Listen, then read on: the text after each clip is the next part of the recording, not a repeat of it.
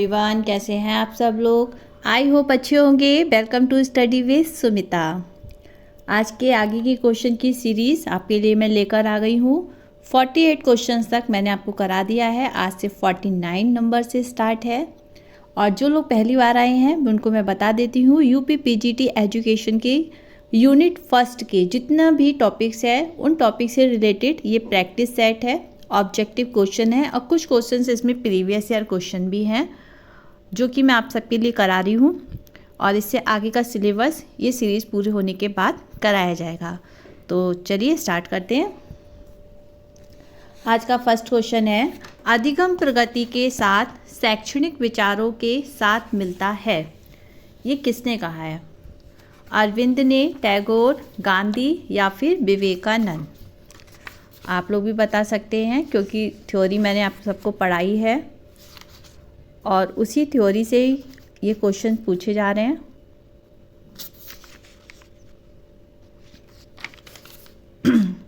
अधिगम प्रगति के साथ शैक्षणिक विचारों के साथ मिलता है। किसके विचार मिलते हैं? अरविंद के, टैगोर के, गांधी जी के या फिर विवेकानंद?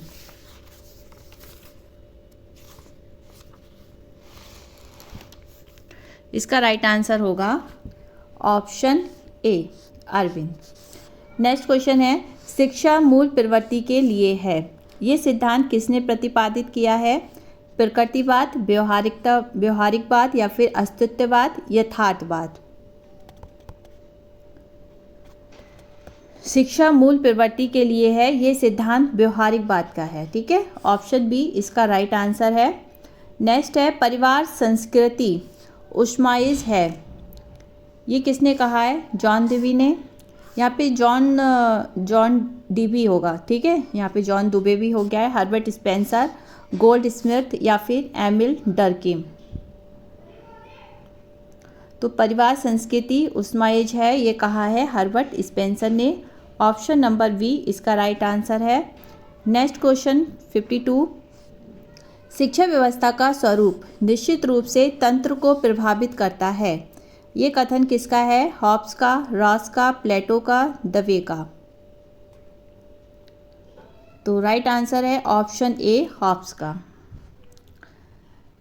क्वेश्चन नंबर 53, निम्नलिखित में से शिक्षा के कार्यक्रम से बिल्कुल नहीं जुड़ा है। क्या नहीं जुड़ा है भाई? निरक्षरता का एराडिकेशन, शिक्षा का ग्लोबीकरण, सतत शिक्षा या फिर शिक्षा का सार्वभौमिकरण? तो अगर बात करें तो निरक्षरता का एराडिकेशन जुड़ा हुआ है, शिक्षा का ग्लोबीकरण भी जुड़ा है। यहाँ पे संतत शिक्षा कुछ नहीं होती है, सतत शिक्षा होती है। तो ऑप्शन डी इसका राइट आंसर है, ये नहीं जुड़ा है। बाकी की ये तीन जुड़े हुए हैं, तो इनको भी नोट कर लीजिएगा। नेक्स्ट क्वेश्चन नंबर 54, भौतिक पर्यावरण की गुणात्मक समानता प्रभावित करती है। किसको प्रभावित करती है? बालक के सामाजिक व्यवहार को, बच्चे के बौद्धिक विकास को, या बच्चे के शारीरिक विकास को, या बच्चे का शारीरिक वृद्धि और विकास दोनों को? जो भौतिक पर्यावरण है, जो हमारा इन्वायरमेंट है, उसमें जो गुणवत्ता है, अगर हमें अच्छे इन्वायरमेंट बच्चे को मिल रहा है, ठीक है, तो वह किस चीज़ को प्रभावित करेगा? तो वह करेगा बच्चे की शारीरिक वृद्धि को भी और उसके मानसिक विकास को भी। तो ऑप्शन डी इसका राइट आंसर है। नेक्स्ट है, कक्षा में व्यक्ति भेद का ज्ञान अध्यापक को मदद करता है।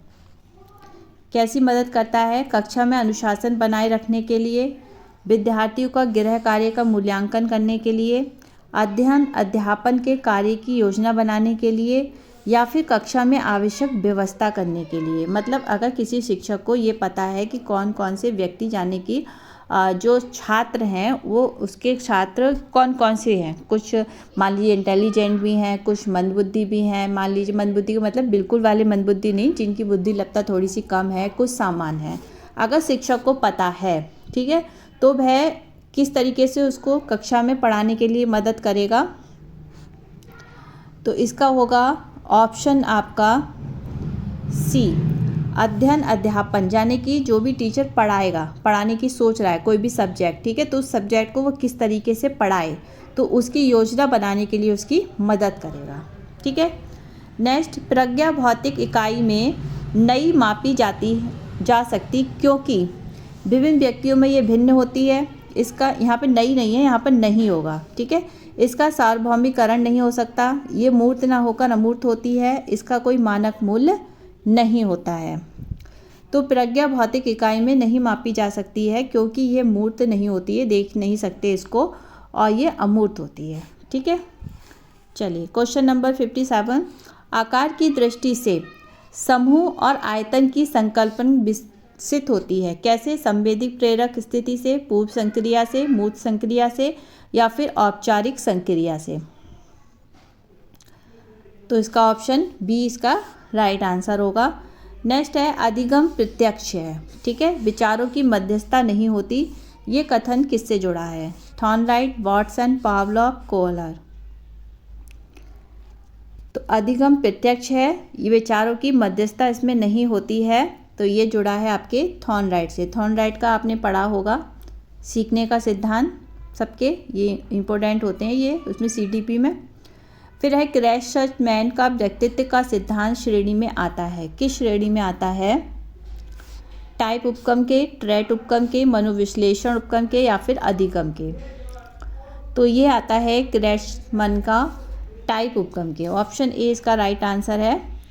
नेक्स्ट क्वेश्चन, व्यक्तित्व इन्वेंटरी प्रश्नावली के समान सिवाय इसके कि व्यक्तित्व इन्वेंटरी में प्रश्न होते हैं, ठीक है। किस रूप में होते हैं प्रश्न? मध्यम पुरुष के रूप में, प्रथम पुरुष के रूप में, या फिर मुक्त स्थिति जन्य। तो ये होते हैं मध्यम पुरुष के रूप में। ऑप्शन ए इसका राइट आंसर है। चलिए नेक्स्ट क्वेश्चन, जब व्यक्तियों के वर्ग को दीर्घ अवधि यानी कि लंबी समय तक अध्ययन किया जाता है तो उसको क्या कहेंगे? सहसंबंध उपगम, क्षेत्र सर्वेक्षण उपगम, अनुदैर्घ्य उपगम, या फिर प्रतिनिध्यात्मक उपगम। तो इसका आंसर होगा ऑप्शन सी, अनुदैर्घ्य उपगम। नेक्स्ट क्वेश्चन 62, जल्दी से सब्सक्राइब कर दीजिए, जिसने अभी तक नहीं किया है प्लीज़ लाइक भी कर दीजिएगा। बहुत ही अच्छे क्वेश्चन सीरीज लेकर आई हूँ आपके लिए। किस अनुच्छेद को अखिल भारतीय प्राथमिक शिक्षा परिषद को प्रस्तावित किया गया है? तो ये किया गया है 45वां, ठीक है। क्वेश्चन नंबर 63, किस वर्ष कोठारी आयोग का गठन हुआ? तो ये हुआ था आपके 1964 से 66 में। ऑप्शन नंबर ए इसका राइट आंसर है।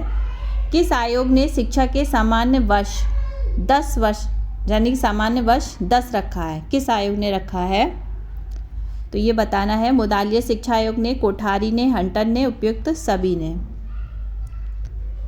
बताइए। तो इसका राइट आंसर होगा ऑप्शन बी, कोठारी आयोग ने। नेक्स्ट क्वेश्चन और आज का लास्ट क्वेश्चन है, त्रिभाषा सूत्र किस आयोग के द्वारा दिया गया है? कोठारी आयोग, हंटर आयोग, हटोंग आयोग, उपयुक्त सभी। तो भाई ये दिया गया है कोठारी आयोग के, ठीक है। तो चलिए कल आगे की सीरीज लेकर आपके साथ मैं उपस्थित हो जाऊंगी। तब तक के लिए प्लीज़ सपोर्ट करिए, सब्सक्राइब करिए, शेयर करिए और कमेंट में बताइए वीडियो कैसा लग रहा है। और अभी तक अगर आपने इसकी थ्योरी क्लासेस नहीं देखी हैं तो प्लेलिस्ट में जाके चेक कर लीजिएगा, ठीक है। उन्हीं थ्योरी की क्लासेस से ये क्वेश्चंस बने हुए हैं और बहुत ही महत्वपूर्ण हैं आपकी परीक्षा के लिए। तो चलिए कल फिर मिलते हैं नेक्स्ट वीडियो में, तब तक के लिए बाय बाय, टेक केयर।